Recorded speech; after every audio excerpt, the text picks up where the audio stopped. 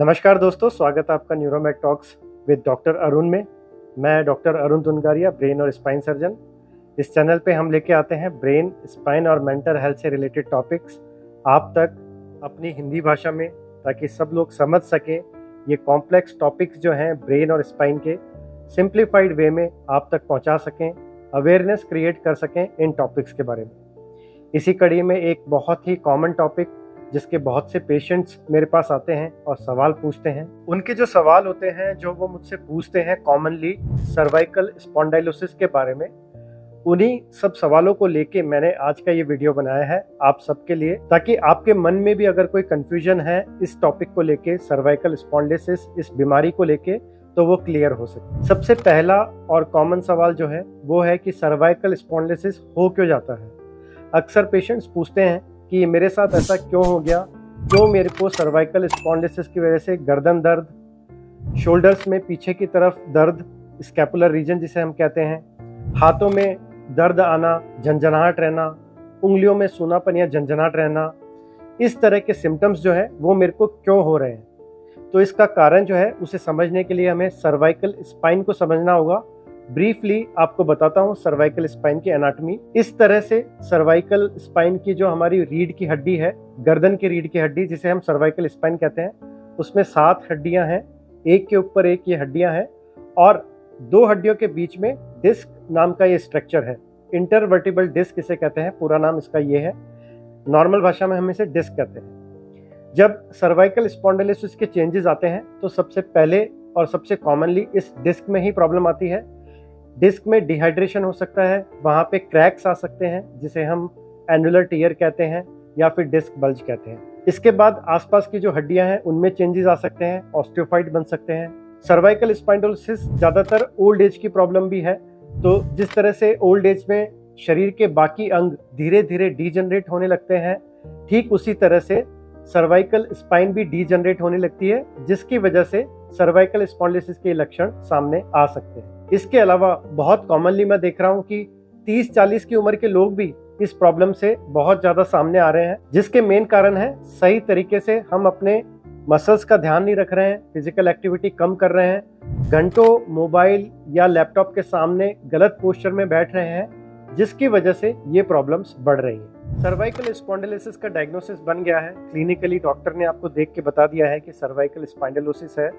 लक्षण जो मैंने बताया वो अगर आप में है तो डेफिनेटली सर्वाइकल की तरफ इंडिकेशन जा रहा है। कंफर्म करने के लिए एक्सरे करवा सकते हैं, और अगर प्रॉब्लम ज़्यादा है या लंबे समय से प्रॉब्लम है तो एमआरआई सर्वाइकल स्पाइन भी करा सकते हैं। डायग्नोसिस बनने के बाद जो सबसे कॉमन सवाल सामने आता है वो पेशेंट्स मेरे से पूछते हैं कि सर दवाई से ठीक होगा या फिर फिजियोथेरेपी करानी पड़ेगी। तो इसका आंसर है कि हमें दोनों चीज़ करानी पड़ेगी, दोनों ही इक्वली इम्पोर्टेंट है। दवाइयों का जो रोल है definitely as a painkillers हमें लेना होता है, लेकिन पेन किलर्स का नाम सुन के कई लोग घबरा जाते हैं कि हम कहीं हमारी किडनी तो खराब नहीं हो जाएगी, हमें साइड इफ़ेक्ट्स तो नहीं आ जाएंगे। तो शुरू में आपको ये समझना होगा कि दर्द जब ज़्यादा है तो हमें दर्द निवारक देने पड़ेंगे, ताकि आपका पेन और साथ में सूजन वहाँ पे अगर आई है, जो भी प्रोसेस वहाँ पे हुआ है पैथोलॉजिकल, जो भी सूजन वहाँ पे आई है सर्वाइकल स्पाइन में, उसको कम करने के लिए एंटी इन्फ्लेमेटरी मेडिकेशंस जो ज़्यादातर दर्द निवारक भी होती हैं, तो ये हमें देनी पड़ती हैं। साथ ही अगर नस दब गई है, क्योंकि वहीं सर्वाइकल स्पाइन में दोनों हाथों को जो सप्लाई करती हैं वो नर्व्स भी होती हैं, अगर उन पे दबाव आ रहा है तो न्यूरोपैथिक सिम्टम्स भी आ सकते हैं, जैसे कि हाथों में झंझनाहट, सूनापन, बहुत तेज दर्द होना, करंट जैसा लगना। दवाइयों को लेना ही है, साथ में फिजियोथेरेपी का भी डेफिनेटली रोल है। एक्यूट पेन है, अगर बहुत तेज दर्द है और ठीक नहीं हो रहा है दवाइयों से, तो फिजियोथेरेपी की सहायता ले सकते हैं। वहाँ पे कुछ मॉडलिटीज होती हैं फिजियोथेरेपिस्ट के पास में, जैसे कि TENS, heat therapy, cold therapy या फिर सर्वाइकल ट्रैक्शन, ये आप डेफिनेटली ले सकते हैं। इन सब मॉडलिटीज से जो आपको लक्षण आ रहे हैं दर्द के या सूनापन के, उनमें डेफिनेटली आपको इम्प्रूवमेंट मिलेगा। सर्वाइकल ट्रैक्शन में बस थोड़ा सावधानी रखने की जरूरत है। बिना डॉक्टर के प्रिस्क्रिप्शन, खासकर स्पाइन सर्जन या न्यूरोसर्जन के प्रिस्क्रिप्शन के बिना सर्वाइकल ट्रैक्शन आप ना लें। पहले उनसे सलाह करें, उसके बाद अगर वो कहते हैं कि ले सकते हैं तभी आप लें। इसके बाद जो एक कॉमन सवाल सामने आता है कि हमें सर्वाइकल कॉलर कब तक लगानी है, तो सर्वाइकल कॉलर का डेफिनेटली रोल है।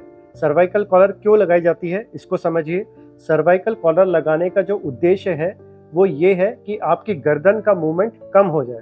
मूवमेंट्स को रेस्ट्रिक्ट करने के लिए हम लगा रहे हैं। इसलिए हम साथ में ये इंस्ट्रक्शन भी जरूर देते हैं कि आप गर्दन को ज़्यादा घुमाइए मत, कोई ऐसी एक्सरसाइज मत करिए जिसमें बहुत ज़्यादा गर्दन का मूवमेंट हो रहा है, क्योंकि हमें मूवमेंट्स कम करने हैं। वहाँ पे जो भी सूजन आ रही है, जो भी डिजीज प्रोसेस है, उसे रेस्ट मिलेगा, तभी धीरे धीरे वो कम होगा और आपका दर्द कम होगा। इसीलिए सर्वाइकल कॉलर दी जाती है ताकि गर्दन के मूवमेंट्स कम हो। गर्दन के जो मूवमेंट्स हैं वो कम होंगे तो रेस्ट मिलेगा और पेशेंट को सिम्टम्स में बहुत ज़्यादा आराम मिलेगा।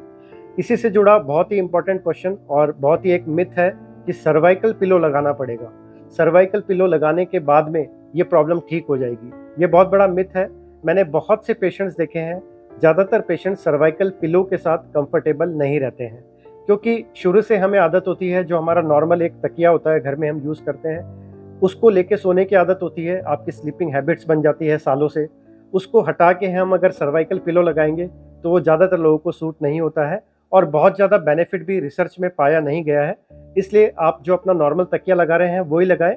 बस वो तकिया बहुत मोटा ना हो, बहुत सख्त ना हो, मीडियम फर्म हो और बहुत ज़्यादा हाइट का ना हो, अप्रोप्रिएट हाइट का हो। बहुत ज़्यादा मोटा तकिया आप लगाएंगे तो आपके मसल्स पे जोर पड़ेगा, जिससे आपकी प्रॉब्लम बढ़ सकती है। अब आते हैं उस इम्पॉर्टेंट सवाल पे जो कि बहुत ज़्यादा इम्पॉर्टेंट है और शायद इस वीडियो का सबसे इम्पॉर्टेंट सेक्शन है कि कौन से रेड फ्लैग्स हैं जो आने के बाद सर्वाइकल स्पॉन्डिलोसिस में डेफिनेटली आपको न्यूरोसर्जन को तुरंत दिखाना है, अर्जेंट दिखाना है, बहुत जल्दी दिखाना है।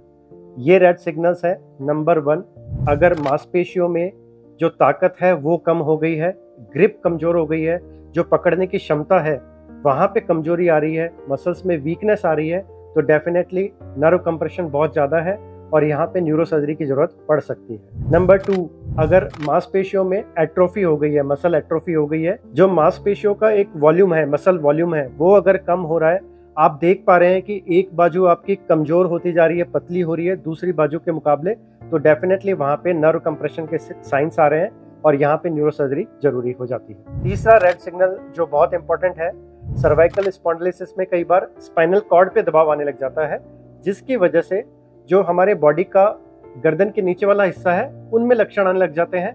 वहाँ पे चलने में दिक्कत आ सकती है, बैलेंस बनाने में दिक्कत आ सकती है, हाथ पैरों में जकड़न सी लग सकती है। इस तरह के लक्षण आ रहे हैं तो मामला सीरियस है, आपको न्यूरोसर्जन को तुरंत दिखाना है। तो देखा आपने कितना सीरियस हो सकता है सर्वाइकल स्पॉन्डिलोसिस अगर लंबे समय से है, नेग्लेक्ट कर रहे हैं, सही से ट्रीटमेंट या कंसल्टेशन डॉक्टर से नहीं कर रहे हैं, तो बहुत प्रॉब्लम आ सकती है। इसीलिए ये भी बहुत जरूरी हो जाता है ये जानना कि कौन सी ऐसी चीज़ें हैं जिनको हम अपना के अपनी लाइफ में, लाइफस्टाइल में थोड़ा मॉडिफिकेशन करके इस प्रॉब्लम से बच सकते हैं, यानी प्रिवेंशन कैसे कर सकते हैं। इसके लिए नंबर 1, आप अपनी सेहत का ध्यान रखें, खासकर वो मसल्स जो आपके नेक को सपोर्ट करती हैं।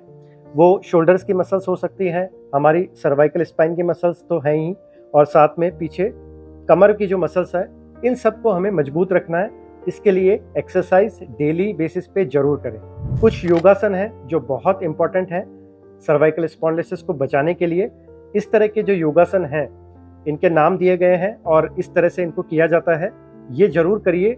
सुबह उठ के 15-20 मिनट अगर आप ये करेंगे तो डेफिनेटली आप इस बड़ी प्रॉब्लम से बच सकते हैं। तीसरा और सबसे इम्पोर्टेंट, बहुत ज़्यादा मोबाइल का यूज़, गलत पोस्चर में बैठ के मोबाइल घंटों तक देखना, गलत पोस्चर में बैठ के टेबल चेयर पे ऑफिस जॉब में आप घंटों बैठे हुए हैं, आपने बीच में ब्रेक नहीं लिए हैं, मसल्स को स्टिफ हो गई हैं, उन्हें स्ट्रेच नहीं किया है, तो डेफिनेटली आपके सर्वाइकल स्पॉन्डिलोसिस होने के चांस बढ़ जाते हैं। तो अगर लंबे समय तक एक्टिविटी आप बैठ के कर रहे हैं तो बीच बीच में ब्रेक लेके स्ट्रेचेस करना बहुत जरूरी है। इसके साथ ही एक और इम्पॉर्टेंट चीज़, अपनी गर्दन की जो मसल्स हैं, हमारी नेक मसल्स है, इसका ध्यान रखिए, क्योंकि लोअर बैक पे तो हम ध्यान दे देते हैं कि डिस्क प्रॉब्लम ना हो जाए, लंबर स्पाइन में कोई प्रॉब्लम ना हो जाए, लेकिन ये थोड़ा नेग्लेक्टेड रहता है। इसलिए गर्दन की मसल्स का ध्यान नहीं रखना, भारी वजन कंधे पे टांग लेना, बहुत भारी वजन गलत पोस्चर में उठाना, सिर पे भारी वजन रख लेना, ये सारी चीज़ों को अवॉइड करिए।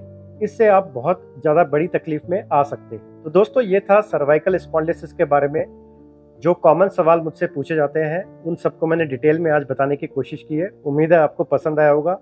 आप में से किसी को भी या आपके किसी रिश्तेदार या दोस्त को प्रॉब्लम है सर्वाइकल स्पॉन्डिलोसिस की, वो कन्फ्यूजन में है, MRI की फाइंडिंग्स को लेकर कन्फ्यूजन में है, या आगे जाके ट्रीटमेंट या सर्जरी को लेकर कुछ सवाल है, तो आप कमेंट्स करके मुझे बताइए, डेफिनेटली मैं उनको आंसर करने की कोशिश करूँगा।